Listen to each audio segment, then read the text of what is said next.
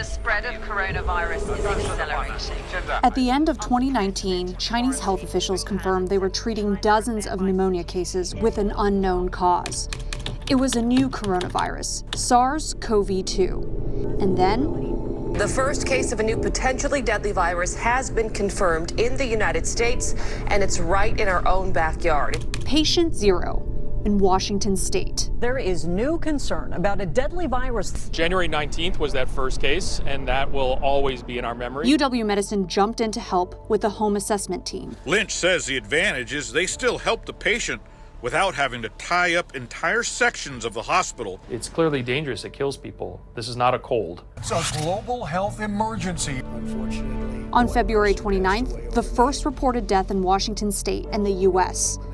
And then today we learned everything changed. 3 more people have died. One of the 3 patients died here last week at Harborview Medical Center. Tonight, the governor of Washington declaring a state of emergency. The risk for all of us of becoming infected will be increasing.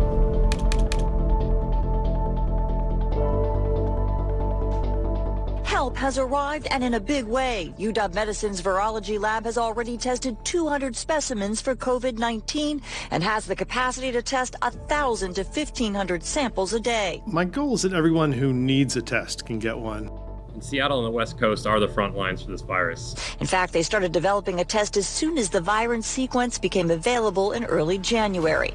I really need to call out just the heroic work that our staff has done, and they're all upstairs working right now. Because with so many samples of the virus in our region, the whole country is looking to their work. I want to commend the University of Washington for the extraordinary work they're doing, expanding tests to the people impacted in Washington State.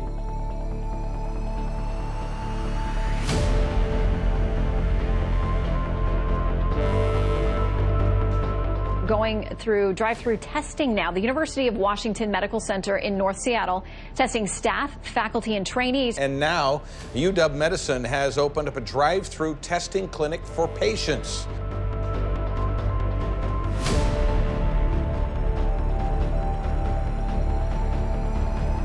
It's really for those individuals who do not need a hospital setting, but don't have an alternative in terms of a safe, secure environment.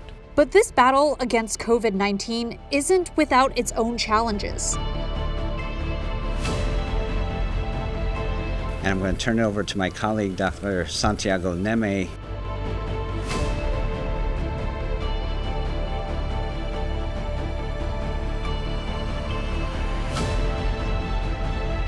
When it comes down to lab testing, turnaround time is PPE. Dr. Jeff Baird is the acting chair of laboratory medicine at UW Medicine in Seattle. What is your model showing you today? So our projections through till August 4th are up. We're up to 137,000 deaths that we expect to see. The uncertainty keeps me up at night, knowing that that's coming, and that's going to be a huge surge. To hear a mother's basically the agony in their voice. To hear the story about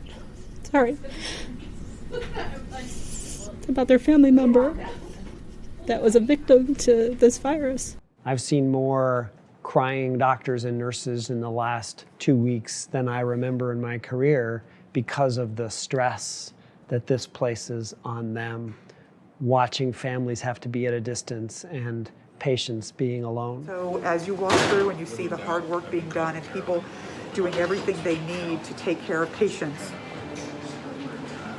it's awe-inspiring. I will say the last few days we've been able to take our first breath. Inside UW Medical Center Northwest, a look at how far they have come in a short period of time. The virus may have hit them hard at first, but now these healthcare workers are leading the way. Number one priority for us is maintaining the excellent patient care that we do. Vemos a todo tipo de pacientes, con seguros y sin seguros, con papeles, sin papeles. Nosotros vemos a todo el mundo.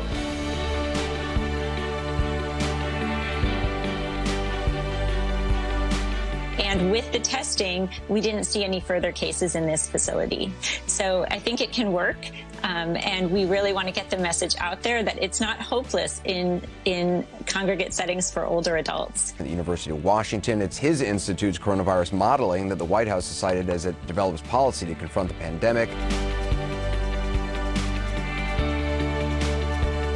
And Deborah, your lab in Seattle has been looking for a vaccine for the coronavirus. Overall, vaccines really are probably the one medical intervention of all the other types that are being tested that has the greatest hope for eventually slapping down this pandemic. We have a singular focus on this vaccine project in a way that we've never had before. We're trying to representatively test individuals in our community. And you can think about it like sonar pings, pinging to see what lurks beneath.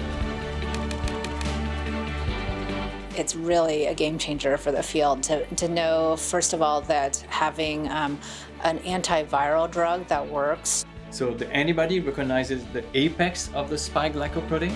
And a groundbreaking discovery out of UW-Medicine. Researchers say an antibody found in a person who recovered from SARS can neutralize other coronaviruses, including the one that causes COVID-19. And in this crisis, we saw our communities strengthen and fight this as one. Hey, what up to the UW Medical Center? This is Lizzo. Shout out to all of y'all for being so brave and working so hard and making sure that we're safe and healthy and healing people. That is incredible. You guys are heroes. We started making our own hand sanitizer. If you love our healthcare workers, clap your hands. For him to get better really just gave us some hope that everything we were working so hard for was not for nothing. I just remember that FaceTime, I was still out of it, and I just remember all of a sudden I heard them over the phone. It was wonderful. It was wonderful. On the 22nd, the tests came back negative. The coronavirus, like all bullies, retreated in the face of something tougher than itself. In this case, a 90-year-old Texan whose kids describe her as a bat out of hell. And I'm still fighting, and I'm still pushing, because I still have a lot to live for. If you could communicate with that damn coronavirus, what would you tell it? Goodbye.